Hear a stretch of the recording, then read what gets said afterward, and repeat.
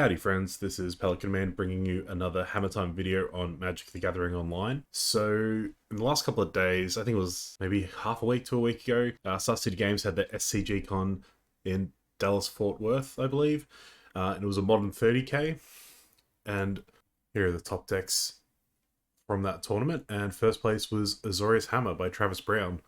Now, Travis Brown has a YouTube account, Disgruntled Elk, which I will link in the description, as well as the video I've watched. There's two videos, one of which I'm yet to watch because I wanted to get this video out as soon as I had the free time. One of them is a kind of deck tech talk about all the card choices, why cards were included, why cards weren't included, and also a matchup guide detailing how to sideboard in each of the relevant matchups. So I've taken a bunch of notes, watched that video. There is a second video that I intend to watch where Travis is also talking about, I think, talking about what happened specifically at SCGCon Dallas. So I'll be watching that. I'll link that in the description as well.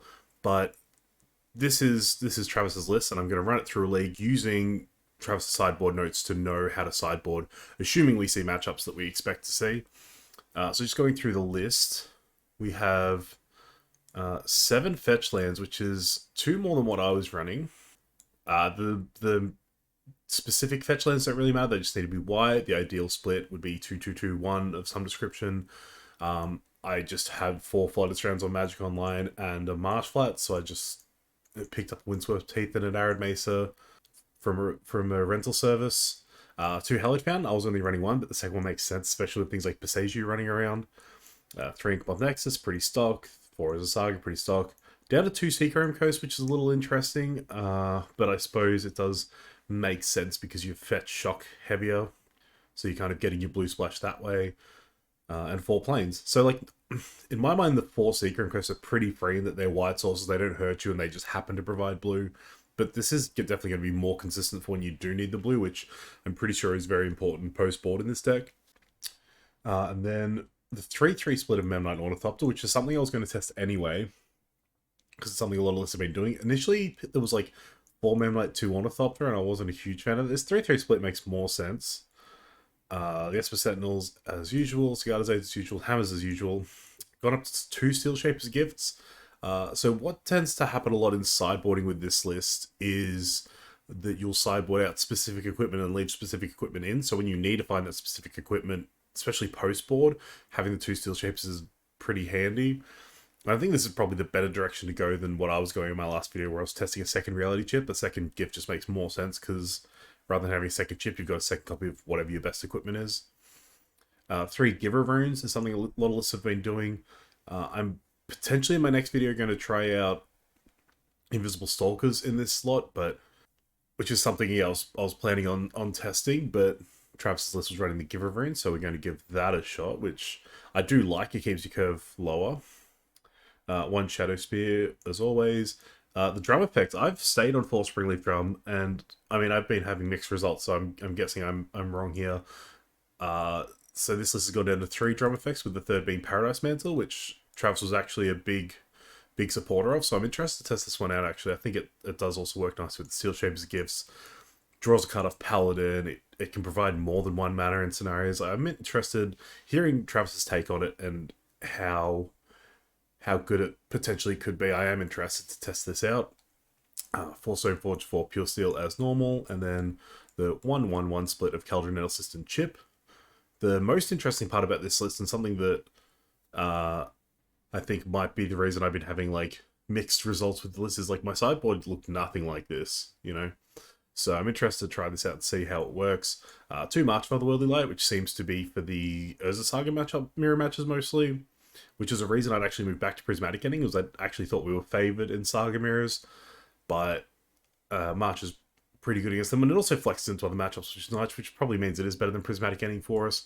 4 Blacksmith Skill, which is a lot, but again, something Travis was a big supporter of, was running the full 4 Blacksmith Skill, so it does lead into the way I played the deck. I tried to trim pretty minimally and like trim a card here and there, and I would actually sometimes, I don't think I ever did it here, but in paper, I've definitely like trimmed around here a little bit because they are a bit slower than, you know, your Cigardas and your actual hammers and whatever.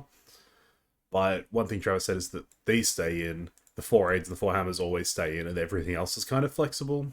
And And the sideboarding is very interesting because it's pretty heavy sideboarding in some matchups, which makes sense because there are some awful matchups and some of these cards do a lot in those matchups. The two Spell Pierce, which kind of support the Blacksmith skill, but also like kind of anti-combo a little bit.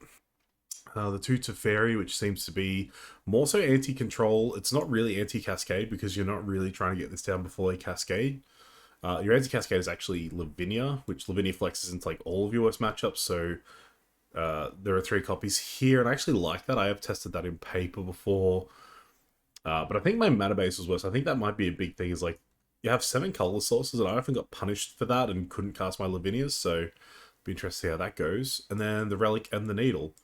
I have been testing Soul Guide Lantern as well as Relic at times, and I'm also interested in, I think it's Lantern of the Lost. There's a new Lantern that's like half Relic, half Soul Guide Lantern. It's kind of got the secondary text of Relic of Progenitus, the pay 1, exile it, exile or graveyard draw card thing.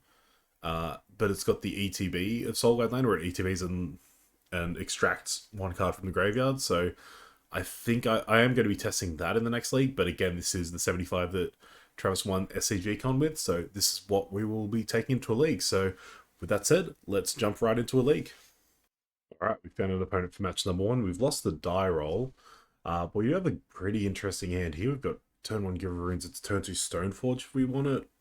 And if they have ways to interact with that, we've got the Cigar's Aid. Yeah, let's keep this. Our opponent mulligan to 6 cards. They keep their 6 and they lead Grove of the Burn Willows. No idea what that could mean. Ornithopter. So if we turn 1 Ornithopter Cigar's Aid, we can turn 2 Reality Chip. What does Grove of the Burn Willows mean? Maybe like Green Eldrazi or something? Which means I think I just want to go Giver into Stoneforge. If we specifically draw a hammer, it's better to play out the Ornithopter here. I think I'll just play out the Ornithopter and pass. See if our opponent's second turn gives us any information. Ancient Ziggurat, so is this humans? Strangleroot Geist. So it's spirits of some description. We'll take 2, that's fine. Really confused. Another Inkmoth. So I'm going to lead Saga here. We'll play out the Stoneforge. We will get Kaldra. Because I feel like whatever our opponent's doing probably just loses to Kaldra. It's kind of the nice thing about having played Tax for so long, is you do recognize when Kaldra is probably just going to be able to win the game. I say that, I probably just jinxed myself, and this is probably some dumb combo matchup where Kaldra is irrelevant, I'm sure. Probably also had Clean Alliance, because I have Inkmoth I could have potentially Infect killed onto. Shardless Agent into Goblin Guide. What is this deck?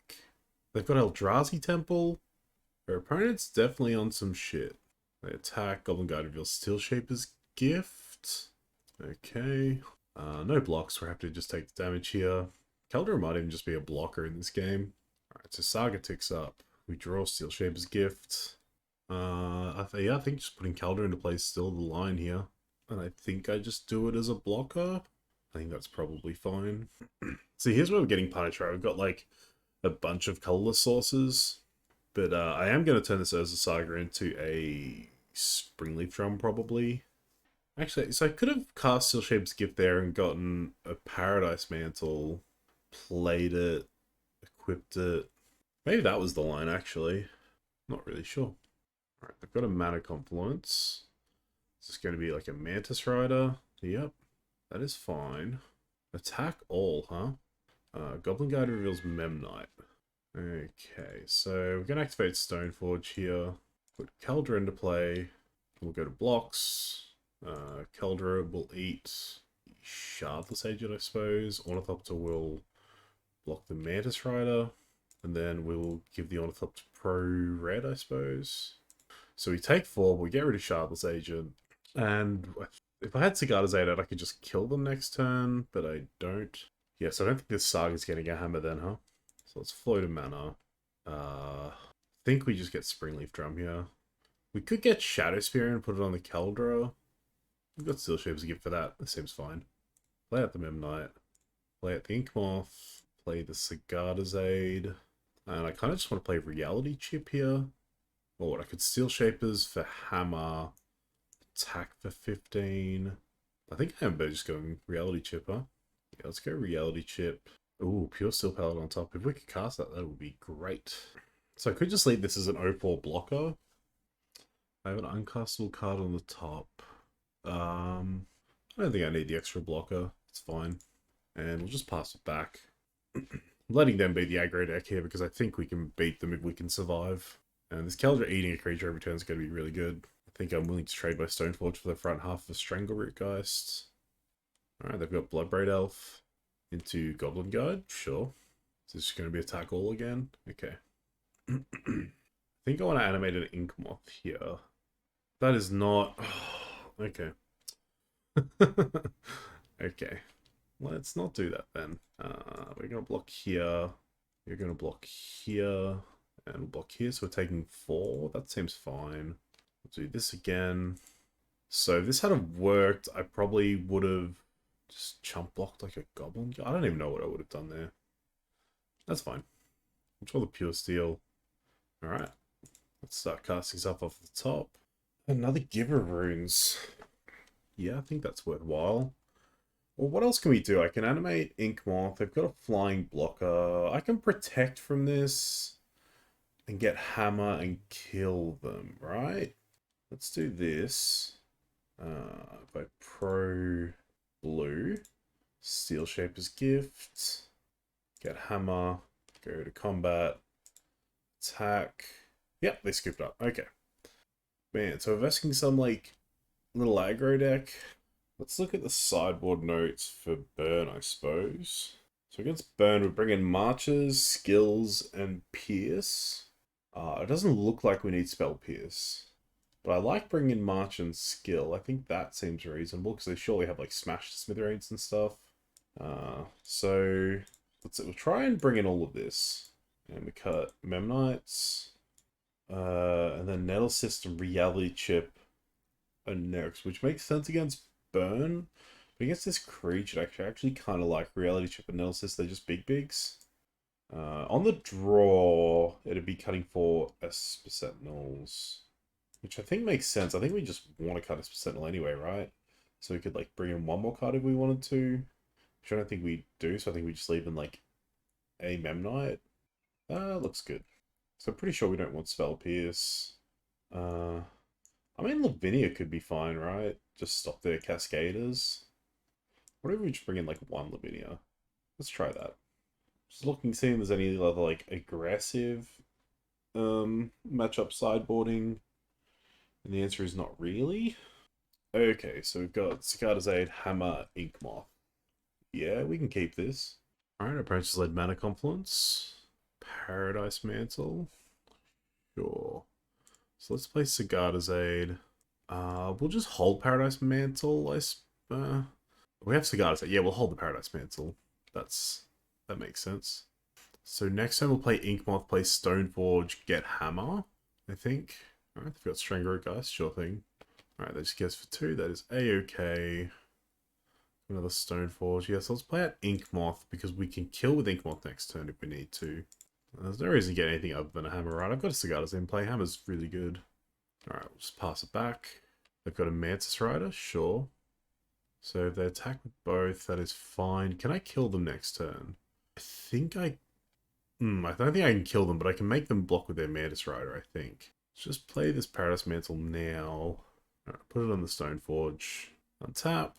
Do Marsh Flats. That doesn't change anything. We're still playing the Saga. Let's animate Ink Moth and attack. Alright, let's see if they block with Mantis Rider. They do. So let's flash in Hammer. Hammer here.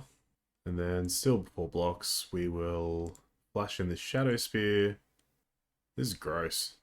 I probably might even just scoop to this. They don't die to this, but they might just scoop to this. Because I'm going to hit them for 9 infect. Treble over 9 infect and gain 12 life. Yeah. So now their aggro plan looks garbage, and I don't even need to put anything on the Sigma. I can just attack with it next turn. So they need a flying blocker to survive that, let alone the fact that I can just attach this other hammer like this Stoneforge. Alright, Shardless Agent. They found Lightning Helix, so they can Helix my Stoneforge, which is fine. Alright, they have land, so we might need to keep in mind to play around something, but I think I'm just going to attack with Inkmoth and see what happens, first and foremost. Yeah, let's animate Inkmoth. Attack for 1 infect. Alright, kill him with 10 infects. That is match number 1 to us, 2-0. Let's go into match number 2. Alright, we've got an opponent for match number 2. We are on the draw, and we have no lands, huh? That's a pretty easy mulligan. This hand's better. It's just missing a hammer, but otherwise it's pretty good. What do we just bottom a land? Keldra's really good if we find specifically Stoneforge, then we can like Stoneforge get hammer and they might ignore the Stoneforge and then we can Keldra. But I think if I find a Stoneforge and get a hammer, I'm kind of winning anyway, so let's just go with this. Opponent leads Windswept Heath and passes, and there's the Stoneforge on the top, just like we planned. Even though they've led Windswept Heath, I am still going to play out the Esper Sentinel first. Right, they're fetching in response. They're either casting a spell now or just getting some F6 value. Yep, just F6 value. Robber and Triumph. That makes me scared to play the Memnite in case of a Fury. Yeah, I think I'm just meant to hold on to this Memnite. I mean, if they Fury, I'm still in a lot of trouble, but maybe if I'd played Fury, they would have Fury there and the Stoneforge would have been fine. Oh, Renetix is another good reason to not play out the Memnite. Yeah, let us draw. This is almost definitely shooting down the Esper Sentinel. Yep. Oh, Pure Steel's nice. Pure Steel is very nice. So I'm going to play Stoneforge. I think I want to play Inkmoth. Stoneforge get Hammer because I have Sigarda's Aid. Maybe it's just Stoneforge get Reality Chip. I do want to play something next turn though to trigger my Paladin. So if I get Hammer, what if I just get Paradise Mantle? No, I kind of need to get something relevant, huh? Maybe it's not Nettle Cyst.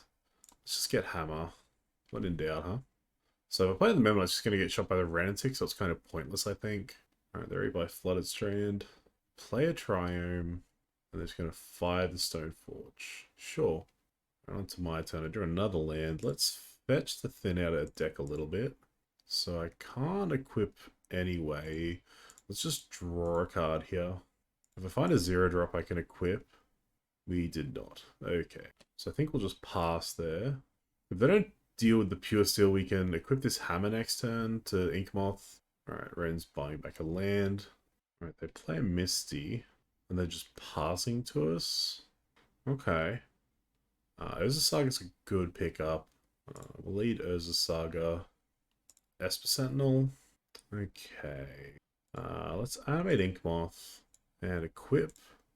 See if they have interaction here. If they do, I'll just equip to Pure Steel instead and donk them for 12, I think. Alright, they're flashing in an Ice Fang Codal. That is A-okay. Yeah, let's go to combat. Attack them. Attack Ren. Alright. So they had nothing else. So, like, I can move my hammer to the Esper Sentinel here to protect it from the Ren.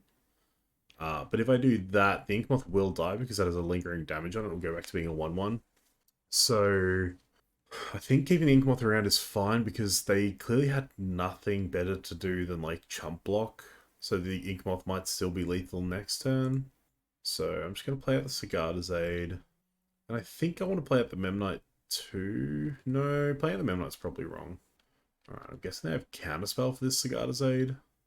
That is fine. We get to draw a card. We draw Keldra. That's interesting. We'll just pass turn there. Yep, Ren shoots down the Esper Sentinel. So we can make Middlecraft again next turn very easily. Chalice on one? Sure. Main deck Chalice out of that deck's interesting. Must mean they're not on like Ephemerates and stuff. Alright, back to us. We draw the drum, of course. I'm just going to fetch here. Again, thin out the deck a little. I don't think I want to make a construct right now. So I think I'll play the Memnite to get Metalcraft. Or at least see what happens, I guess. Alright, we'll animate Inkmoth again. Alright, equip for 0. Our opponent's fetching in response. Again, this is kind of fine for us if they have an answer for the Inkmoth, because then we'll just equip to Pure Steel Paladin instead. I think they're going to Archmage... Oh, Archmage Charm steal the hammer. Okay. So I think that makes our equip fizzle, because it's targeting something that's not a legal target anymore. Nope. Okay, it still works. Cool. My opponent scoops it up. I think they were just like testing that interaction as well. If they tried to steal the Inkmoth, then I just tap it for mana, equip to the Pure Steel and hit them down to 2. And if that hadn't worked, I would have attacked them with the Pure Silver 2 and attacked the Ren with the Ink Moth to kill the Ren. Now, this is one of the matchups that Travis covered, so let's look at our little guide. 4-color piles. We bring in 3 Lavinia, because they're good against all of their pitch spells. Yeah, really good. They can't like do any of their pitch elementals or any of that nonsense. 4 Blacksmith skill to protect our combo, because it protects absolutely everything, including the equipment. And 2 Teferi Time Raveler. It's a grindy mid-range matchup, so seems pretty good. Could also like potentially rebuy our hammers to like reuse them if we're relying on Sigarda's aid. So if they're on Ragavans, we'll leave the Memnites in, but otherwise we can cut the Memnites and leave in the Ornithopters because the flying is a little bit more relevant. We cut both the gifts because we are. I'm not sure why I think it's just because we don't have anything really better to cut. Cut the drums, especially them being on Chalice. Actually, this makes a lot of sense, right? We're leaving the Paradise Mantle because Paradise Mantle's cool, and we cut 2 Esper Sentinels. So that sideboarding seems pretty clean and fine. And there's something that I don't do enough, right, is like have a different sideboard plan for the draw or the play. Travis has a lot of that, so not in the piles matchup, but in other matchups. So we'll see that where it comes up. So they're probably gonna they've kept 7, which like probably means they have a turn 2 Ren. Saga's a bit more vulnerable in the sideboard matchups. Pulse's not really doing much. I think we mulligan. Like, we trimmed Esper Sentinels and we're just seeing too many of them here. This would be a really good hand if we had colored mana. We'll go to 5 though. This is a good one actually. We'll keep. We don't need the extra land. But I don't really want the Pure Steel. I think my plan here is to try and get to 3 mana. Actually, I've already got the 3 mana. So I put on Pure Steel. Do I like put a Blacksmith skill back so that I can turn 3 Stoneforge, hold up Blacksmith skill? Or do I just want 2 Blacksmith skill? They showed us Archmage Charm actually, so Caldera is like less exciting. But what else am I doing with the Stoneforge, right? Hold on.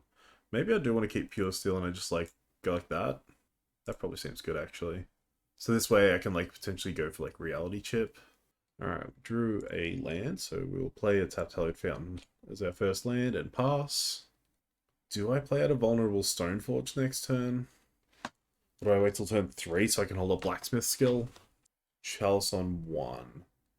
Yeah, that makes our Blacksmith skills look worse, huh? Inkmoth's cool. Let's play Stoneforge. I think I'm just going to get Caldera here. And just like force them to deal with it. That gets to deal with my Stoneforge pretty easily though, huh? I'm going to get Paradise Mantle, I think. Or maybe just Nettle Cyst. This is a really tough spot. I kind of just want to get Reality Chip. I'll get Nettle Cyst. I think that's like similar to Reality Chip being like a mid-range threat, similar to Caldera and being a living weapon.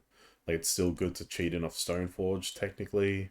Kind of works with Pure Steel. Alright, our opponent's Prismatic ending our Stoneforge Mystic. That is fine. Shadow Spear. That is unfortunate. That is an unfortunate draw. I think I'm just going to play out the Nettle Cyst now. Even though it's pretty small. I think playing out the Nettle Cyst is better than anything else. So I think I want to bring in... because they're on a little bit of a weird build, right, with Chalice and stuff. Maybe I want to bring in Spell Pierce over like 2 of the skills. And maybe I want to cut Caldera because they're on Archmage's Charm. Okay, they've got Nomnath. Right, they pass it back. Okay, Ornithopter. I could get in for 3 Infect if I animate Inkmoth and equip the Nettle Cyst to it and play the Ornithopter, but that doesn't seem good. Getting in for 3 Infect? Yeah, it's not really good. Maybe it's good enough though. Hold on, if I play Ornithopter, if I play Pure Steel, I can equip for free. That might just be better actually. Let's do that. Alright, animate Inkmoth.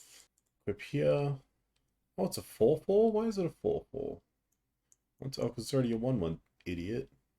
Alright, hit them for 4 Infect, and then move the Nettle Cyst to the Pure Steel, make it harder to kill. Would I move to Ornithopter to force them to, like, kill that? Let's move it to the Ornithopter. How big's Ornithopter get? 3/5, but then this goes away, so it becomes a 2/4, which means Fury can't kill the Pure Steel and the Ornithopter. That seems good. The main reason for like leaning into that line is because they have Omnath in play, so they're going to get to gain a lot of life if they want to. So beating them down is kind of less good, and the Infect line seems better on paper. Kill for a Teferi, to be honest. Bounce that Chalice. Alright, they're adding a bajillion mana. Looks like they're casting a Solitude, probably taking out Pure Steel. Prismatic Ending on the Pure Steel, okay. Alright, it's Fairy Time Raveler, sure thing. Probably bouncing Nettle Cyst. Bouncing the Ornithopter, okay. Attacking for 4, that is fine. Oh, Lavinia? They do have 5 lands in play though. I kind of just want to play Ornithopter, Animate Inkmoth, equip Nettle Cyst, get them for 4 more Infect. I spent no mana to cast it, counter it. So if I play Lavinia, I can Animate Inkmoth, hit them for 1 Infect. Then maybe the turn after it's just 1 lethal swing. Sure, let's play Lavinia and see what happens. They might have Counterspell. They don't have Counterspell? Okay. I'll just get him for 1 Infect then. I could kill Teferi, because I need to top deck a 0 mana artifact next turn to kill them with Inkmoth anyway, which has to be like Ornithopter or Mantle. Let's kill Teferi, I guess. What is this? Fire? Sure. Guess I'll play my Ornithopter and pass. Alright, ticking up that's Teferi. This Ren plus Omnath's going to get out of control. I don't know that we can beat this. We will just take it. We're not going to win by chump blocking. Alright, they are passing. We find Cigarda's Aid, which is garbage. The Nettle Cyst on the Lavinia. This looks like Prismatic Ending. A Fire on Lavinia. Yeah, that's good enough. Let's go to game 3. So opponent has Chalice of the Void. Maybe I can just bring in March. Or I could bring in Spell Pierce. Spell Pierce also counts as their Planeswalkers. Maybe I can just cut the last 2 Esper Sentinels because they just die. And it's whether I want to leave in the Teferis or if I want to bring in Marches. Like I'm taking out the Esper Sentinels because they don't have Ren and 6, right? That's what that's about. Teferi does stop their interact. Yeah, we'll keep in Teferis. And accept that Chalice of the Void is just real not fun. We got Blacksmith Skill, we got Lavinia, we've got Aid, we've got everything, so we'll keep. I think I will play a turn behind to hold up Blacksmith Skill all the time. If I miss a 3rd land drop though, I think I can afford to wait at least 1 turn. Although if they have Chalice, I could get punished actually. So I think I should have played Cigarda's Aid last turn for sure. What are they doing? March? They're going to march my Saga. Blacksmith Skill to protect. And I think I'll just pass there. There is... Like, I could put the hammer into play, but that's only good if they specifically drop Chalice here. And if they drop Chalice, I just resolve Lavinia and it's kind of whatever. Alright, looks like they don't have Chalice. Alright, drew another Cigarda's Aid. They're fetching. Are they going to try and take out this Saga again? They're going to try and, like, march this Saga again. I will just float a mana and, like, hammer my Ornithopter. Ice the Saga. Okay. So we'll float a mana. Okay. Saga is tapped. Here is Cigarda's Aid. Here is a hammer. Yes. Attack you for 10. And I'll play out another Cigarda's Aid just for the hell of it. There's no point not doing it. I don't have any, like, marches in my deck or anything. So now that I have to deal with this Ornithopter, I'm going to get to resolve Lavinia, and I think I'm okay. Okay, Expressive Iteration. They're digging for Solitude here, I assume. And they scoop it up. Alright, match number 2 against 4-color Money Pile, which, like, is a matchup I really hate playing against. They are on a weirder build, but that's awesome. 2-1 against them, and 2-0 in matches. Let's get on to match number 3. Alrighty, match number 3. We're on the play. Awesome. Yeah, that sounds good. We'll keep. Kelder is a bit stinky, but everything else is kind of real nice. I don't know what our opponent's on, so do I get Hell? No, I've got Springleaf Drum, so I don't get Hellic Fountain. We'll play the drum. We'll play 1 Mem Knight. We're only going to play 1 just because we don't want Fury to blow us out. Apparently, it's tapped Treetop Village. That's really good for us. We don't find a land, but we do find another hammer. So let's play out Pure Steel Paladin. So Fury still donks us real bad, so I think we'll just pass. Now, this Pure Steel Paladin's probably going to die here, which means I probably should have played double hammer there and then played Pure Steel the next turn so I could like just instantly equip 2 hammers and kill. Because Trader Village implies that they're like, yeah, a rock deck or something, so... Yeah, there goes Pure Steel. That was probably a misplay. I just wanted to draw cards, which is also like a relevant thing in this kind of matchup, right? Giver of Runes is an interesting draw. Let's play that out. I'm going to play at the Memnite, because I feel like they're rock and not like a Jund deck. We'll just chill. Stoneforge off the top would be nice. Another Pure Steel would be nice. Another Pure Steel's a reason that maybe I should play out a Hammer, because I've drawn Sigarda's Aid. I'm not putting 2 hammers into play at once anyway. So I think next turn I might just play out a Hammer. But yeah, I definitely should have... Although they would have just held up the Fatal Push, right? So the Pure Steel wouldn't have gotten value anyway. Yeah, they're real old school Dark Confidant here. Duke of Bog is fine. Anything that's just going to shrink their Tarmogoyfs if they have them. There's the Pure Steel. Okay, so... I'm going to play the Pure Steel out because we have Give It a Protected here. And next time we get to double hammer and win. Dark Confidant reveals a Verdant Catacombs. They're so lucky, dude. Dorothy Voidwalker, sure. Urborg Inquisition. Okay, so they get 1 of our hammers here. That's A-okay. As long as they don't have another hand hate spell here. Alright, they pass back. What do we draw? Flooded Strand's pretty good. Let's play a hammer. Yes, we will draw a card. Find another Pure Steel. Hello. Suppose we will play out another Pure Steel. And then we will equip to the Memnite, I think. Yeah, we equip to Memnite. And then what we do is we go to combat. We attack with the Memnite and the Pure Steel. If they want to put the Dark Confidant in front of the Pure Steel and try and trade, we'll protect with Giver. They just take 13. What? Alright. Let's move this over to the Pure Steel. And pass. So next turn we can kill them by using Giver Runes to give protection. Alright, they find Tarmogoyf. If they go down to 5, we could even just kill them with Dark Confidant flips, honestly. Opponent plays out a Verdant and they cast Witherbloom Command. Why did that take them so long to work out? That's just a really solid play for them. Okay. Hammer is gone and they drain us for 2. Now they play a Liliana. Gonna uptick. Okay. We'll get rid of the Keldra. They get rid of an Elvish Reclaimer. What are they casting? Oh, the Keldra? Oh, that's a sick line. That's a really sick line. Ooh, okay. I'll start with the Shadow Spear to draw a card. Draw 2 cards, actually. Got Hammer. So this is 5, so this is 10, 11, 12, 13.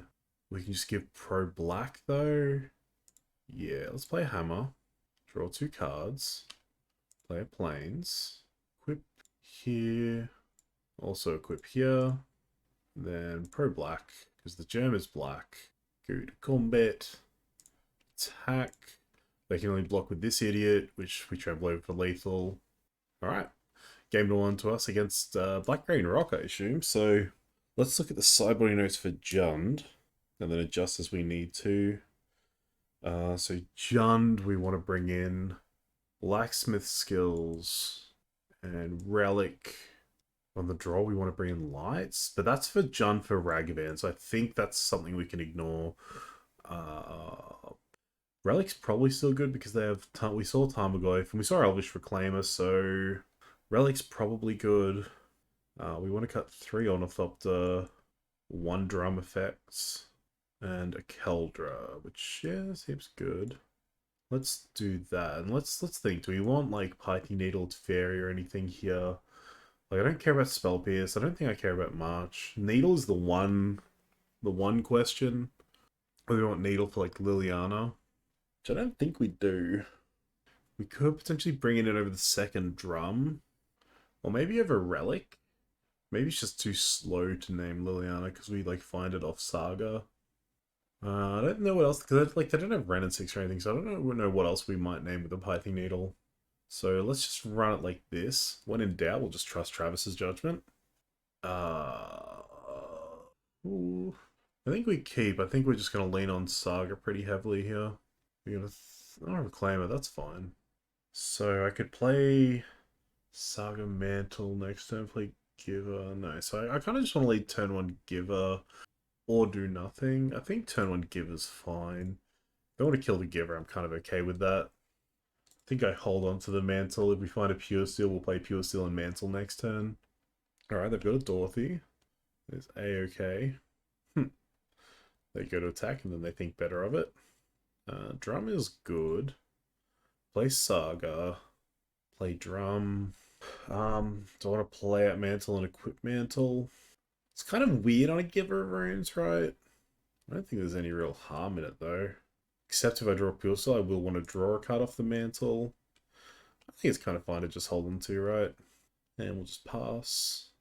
I suppose if they hand hate us, it means they would get nothing, but I suppose it gives us more mana for next turn for, like, activating Saga. We kind of have the same play next turn anyway, I think. It's probably close. Like, tapping Giver to add a mana to cast Blacksmith Skill is kind of reductive. Our opponent's going to try an Assassin's Trophy out Urza Saga. So let's Blacksmith Skill. Man, 4 Blacksmith Skill's feeling really nice in these kind of matchups, huh? They play a Besiege as a land and they cast Expedition Map. Okay. Just getting him through the Voidwalker. Sure. Alright, back to me. Saga goes up. We will play up the Mantle. Do I just want to play out Inkmoth? Yeah, let's just play out Inkmoth. We will cast this Giver of Runes. It's kind of free, and we'll pass. I could have equipped the Mantle to this Giver, but I'd rather like hold it up for protection. If I equip it, then I'm kind of forcing myself to tap it to create this Saga token. Alright, they're popping map. So they can go find another Besiege if they want, or they can find, like, they might be running Saga. It'd be weird for them to run Saga in a Treetop Village deck, but I've seen stranger things. Yep, there's their Saga. They're attacking for 3 again. Yep, that is A-OK. Alright, let's make a construct. Alright, go to our turn. We'll make another construct. Pure Steel Paladin. That means we can get Hammer if we want to. And try and win the game. So, do I make a construct here? Maybe I just want to try and kill Inkmoth. In which case, I just want to tap this for mana. Let's get Hammer. Let's play a land drop, I suppose. Cast Pure Steel.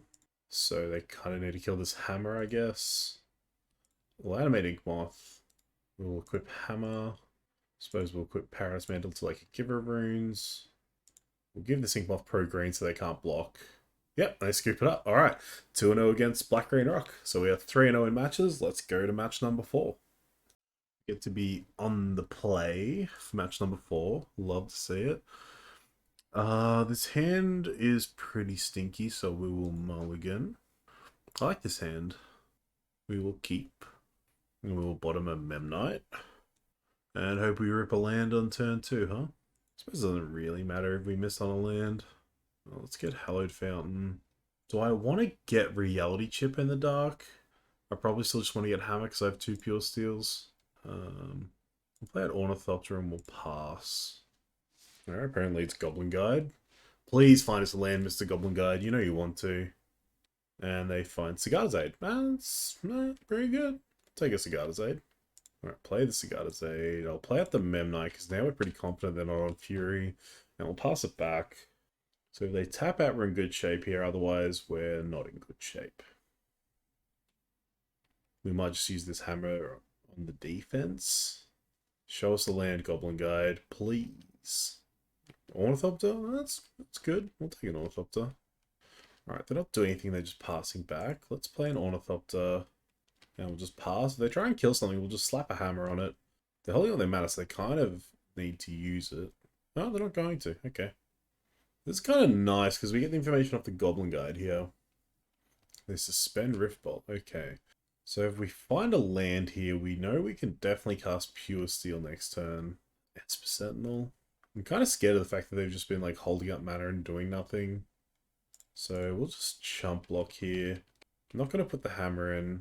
Maybe I'll put the hammer in now, actually. Let's do it now. Force some action. Alright, we'll target the Ornithopter.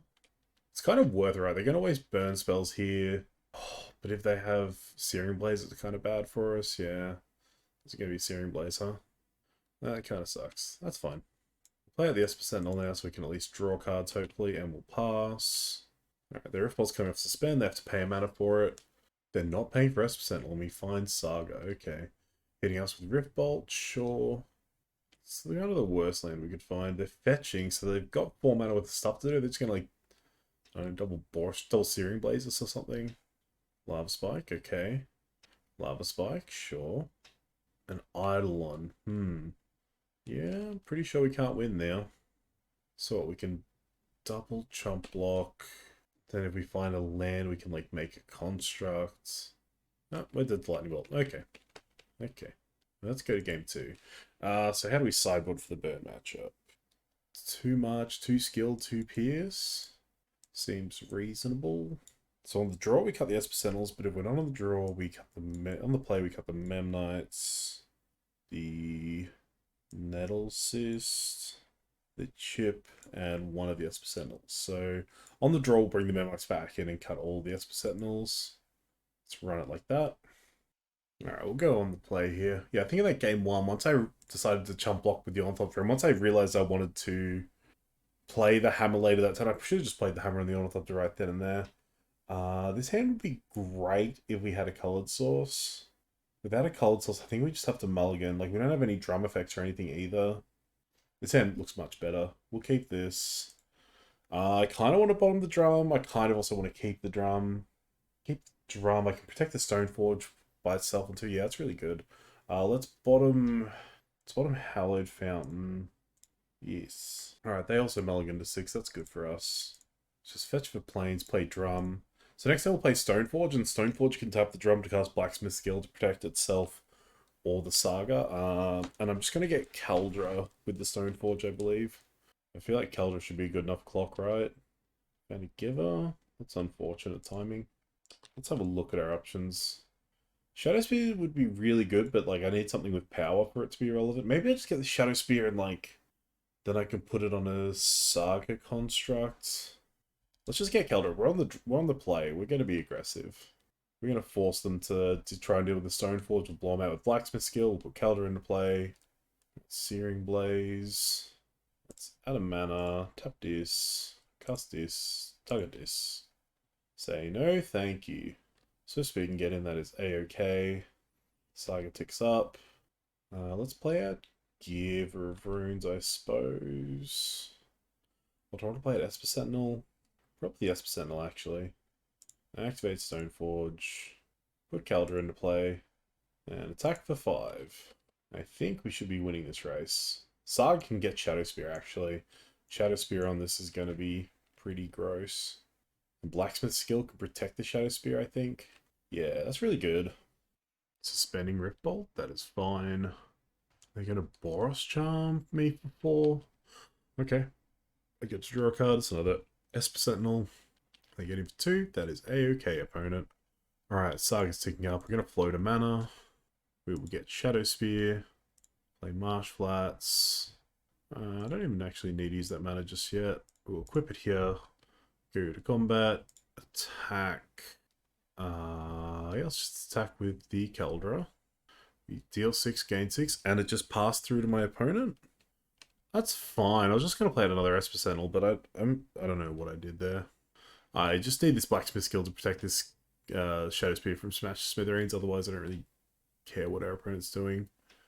Oof. Hammer. Hello. Yeah, I don't know how they're going to beat this Caldra wearing a Shadow Spear, to be honest. Yeah, I'm just jump blocking opponent. That is fine. Alright, let's scoop it up. We get to go to game 3. So I want to cut these Esper Sentinels and bring Memnites back in. And otherwise, we're good to go. Alright, what do we think of this? Doesn't really do enough, huh? I think we have to mulligan. We've got a lot of sideboard cards. We just don't have much way to end the game.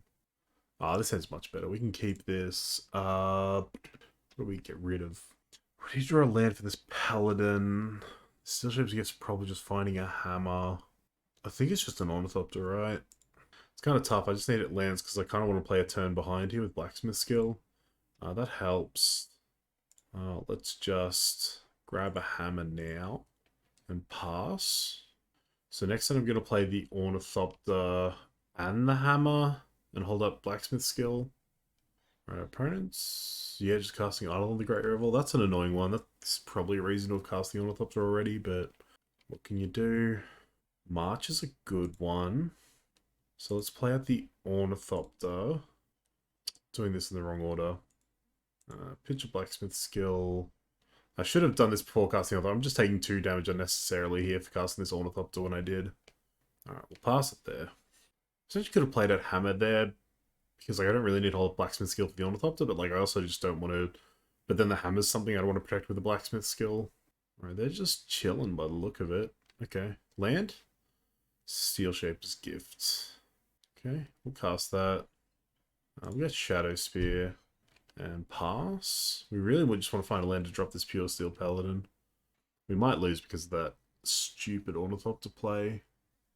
It was real loose. Alright, they got a Searing Blaze. I am just going to protect it with a Blacksmith skill here. I still take 3, but like... 1-9, that's not good. It's not good.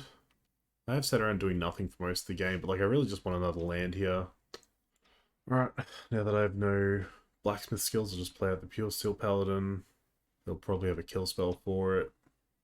Boss Charm us, that's not a good sign. Helix us, and do they have another burn spell? Yep, we just lose to another Boros Charm. Okay.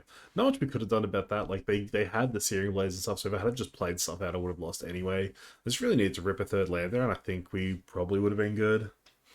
I don't know. Still 3-1 currently. Let's go into match number 5. Here we go. Match number 5. We get to be on the play. Scarlet and Pure Steel. So if we draw any equipment, we're kind of good. I think we can keep these.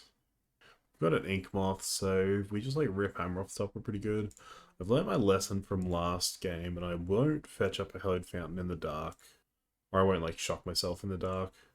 Alright, just play Memnite and pass. If they want to kill it, like I've got Ink Moth anyway, so I don't really care. Ooh, versing Tron. Okay. We really need to find a hammer as soon as we possibly can. I'm going to play Ink Moth so that if I do find a hammer, I can just kill them. Play an Esper Sentinel so that maybe I get to draw a card if they don't, for some reason, don't just crack this map. Combat, get in for 1. And pass. Alright, they have power plants, so they're going to assemble Tron here. They're almost definitely just going to crack the map. Come on, hammer off the top 1 time. Not quite. Okay, so... I'll play a Pure Steel Paladin to diversify my threats. So they can't just like take out Sigarda's Aid and think that's good enough. So if they play a card, I can still like top deck Hammer and win. Unless they down tick on Ink Moth. But I do have a backup Ink Moth, so... Yep, they get the tower. And it is card liberated. We will get to draw a card. Another Sigarda's Aid. That's not bad. What do you down tick on, opponent? It is the Ink Moth. Okay. Back to me. We find Paradise Mantle. That's good. That's a redraw.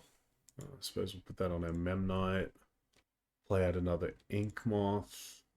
We'll leave the Sigarda's Aid in hand. We'll take care of Khan and we'll just get them for 1. Alright, we'll pass. They've got 7 cards in here, so they probably have another threat, but I think we still had to take down Khan there. Oblivion Stone, they can pop Oblivion Stone, that kind of sucks. We will get to draw a card though. No, they're paying for it. Okay. Let's attack, see what they do. Okay, they're just popping it there. That's good for us. Okay, now I'll play out a new Sigarda's Aid. And I'm going to play Flooded Strand just to thin my deck a little. Probably should have done it at like my opponent's end set, but I just want the F6 value here. Alright, I've got Forest, and is this Ulamog? This is Ulamog. Okay. I'm done with this game. Okay, so how do we sideboard against Mono Green Tron? So we didn't see Carly Great Creator, so we don't know if we want to bring the Needle or not, but we do want to bring in the 3 Lavinia and the 2 Spell Pierce. I could bring a Needle for like O-Stone, maybe. What are we cutting? We're cutting Chip. We're cutting Shadow Spear, Nettle Cyst, and 2 Steel Shaper's Gift. I want to bring a Needle for... I think it's just for Oblivion Stone is what I would want to bring it in for. That's like a Natio Stone, so it's in their deck. But I kind of want to keep all my speed, so if I was to trim something, what would it even be? Like a Giver? Let's trim a Giver for the Needle. Actually, let's leave it alone for this game, and for game 3, we'll see if we want to change anything. We'll trust the sideboarding that we were given. Play first. So one lander, we can't keep that. This hand's much better, so we'll keep. Alright, they've mulliganed to 6 so far. What do I want to put on the bottom? I kind of like all my lands, actually. I think it's just Stoneforge. Alright, they're mulliganing to 5. They're mulliganing to 4. Alright, they keep 4, which is, knowing my luck, it's going to be 3 Tron pieces and a payoff. And then they're also going to draw interaction. So we'll just place the Guardian's Aid and pass. Next time we're going to play Lavinia. Okay, 1 Tron land so far. Oh, Spell Pierce is cool. I am still just going to play Lavinia here. We will shock. Play Lavinia. The next turn we'll play Ink Moth. I think we're just going to try and kill with Lavinia over 2 turns and just like use the Spell Pierce. Do they have like a Dismember or something here? No. They do have second Tron land though, of course. So the only reason to not load up my Lavinia would be if they specifically have Wormcoil Engine, which I can't Spell Pierce. I think I'm fine just waiting till next turn, honestly. Let's just get in for 2. Yeah, because I still have the option to kill next turn, right? Oh, not really. That's fine. That's fine. Alright, they have Tron. And nothing. Okay. Another Esper Sentinel. So if we animate, we attack, we hammer. We can't hold up Spell Pierce. So they can Dismember. Maybe they do have Dismember, actually. What does that mean for me, though? What do I get to... I get to just, like... Well, they didn't have the Wormcoil, so I just, like, fade Wormcoil for another turn, I guess. Let's play Esper Sentinel. What if I just keep chilling here, though? No, I do want to play the hammer. Let's play the hammer. And we're going to play it on Lavinia, I think. Because if they have Dismember, I want Lavinia. No, I'll just put on Esper Sentinel so I get to draw cards. This definitely looks like Dismember, which means the Spell Pierce, I think, makes it lethal. Close to it. Warping Whale. I mean, the unfortunate thing is Spell Pierce doesn't actually do anything here. So that's fine. Just have to let that happen. Are they gonna... Oh, they can stop drawing cards, can't they? Yeah. And still have Spell Pierce mana up. Yep. Okay, so this just got a lot harder. Warping Whale's a tough one. Jeez, especially because they just have Tron, huh? Or do I just get in? Probably. Like, it's not ideal, but what else am I meant to do, huh? This sucks. Okay, Expedition map is fine. Yep, crack map. I found a forest. I think if we get to a game 3, I'm probably cutting the second pierce for the needle at this point. Calder's not doing anything. I probably shouldn't get in with both Inkmoths and hold up Spell Pierce, because what could they have? I feel like anything they have, I just can't Spell Pierce anyway. Not that attacking for 2 infect's that relevant, but this game's just gone so poorly. Nature's Claim, my Sigarda's Aid. Okay. That's fine. Ancient Stirrings, okay. We will not get to draw a card. And they found Oblivion Stone. Well, that's not good. So, if I had held up Spell Pierce, I could have Pierce, which makes them pay, which means they can't pop O-Stone. It's kind of whatever. Here's what I'm going to do. I'm going to keep getting in for more Infects. Because O-Stone doesn't blow these up. Yep, they pop O-Stone, that is fine. Probably could have played the Ornithopter post-combat. Just filtering through a sphere, so I've got to assume that's good for us. Sylvan Scrying, okay.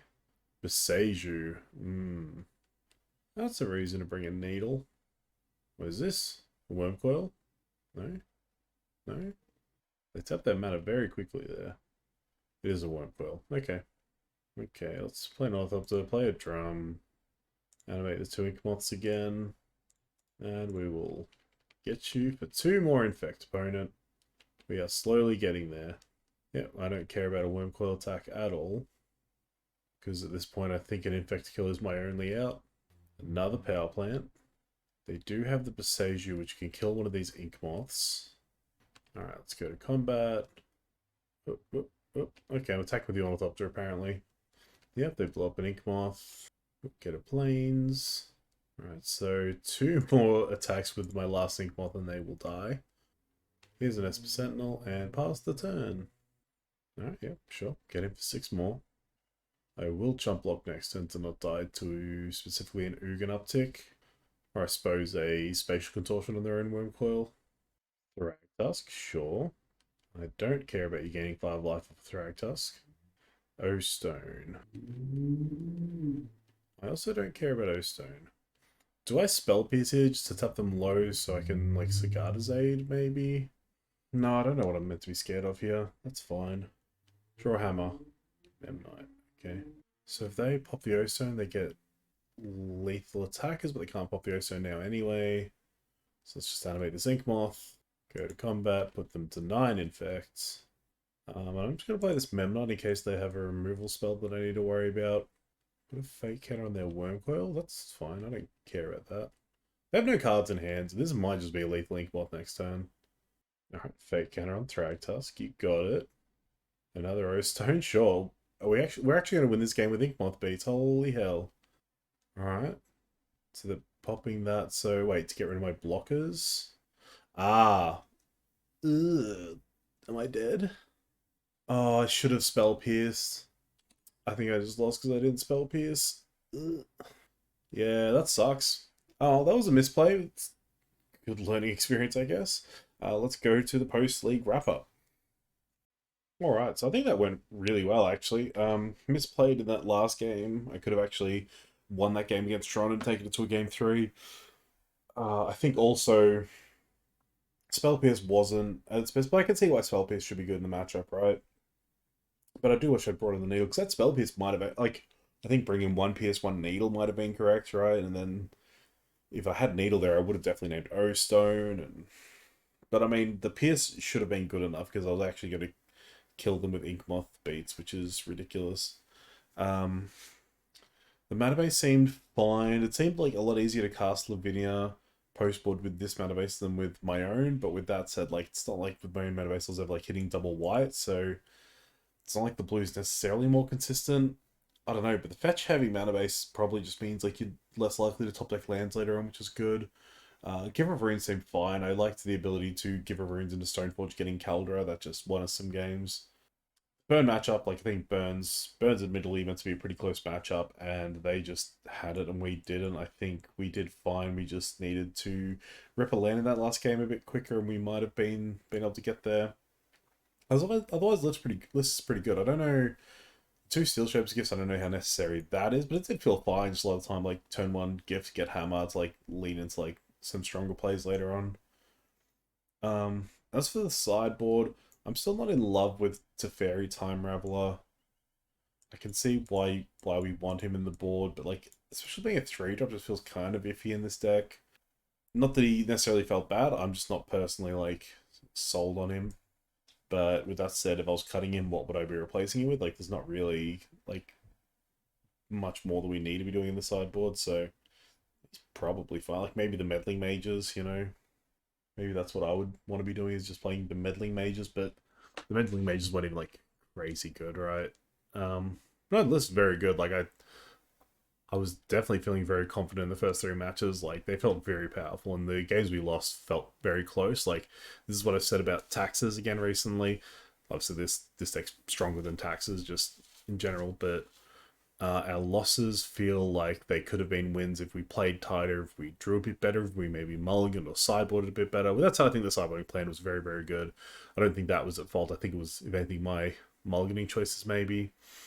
One thing I learned watching the SCG con, watching the Hammer players at it, was like they mulligan very aggressively, which is something I've always been like very nervous to do even with this deck. So I think, yeah, maybe mulliganing a bit more aggressively might have served me a bit better. But again, like the wins were very convincing wins, and the losses were like, yeah, it's just a matter of getting the reps and getting the experience and potentially playing a bit tighter. We did manage to get a chest from that 3 and 2, so let's see what we get for it. This means I have 3 reality chips on my account now, because I did pick up a second one for that last league where I was testing 2 of them. An Essence Board, that's probably pretty good. Alright, thank you all for watching. Let me know in the comments what you thought. Like, especially those last matches, let me know if there was anything I could have done better. Like, maybe my sideboarding was a little off, or my mulliganing, whatever it is. But anyway, thank you for watching. Again, I've linked to Travis's channel and the 2 videos about the SCG Con list, about this list, in the description, so check those out. As always, thank you for watching, and until next time, bye-zy.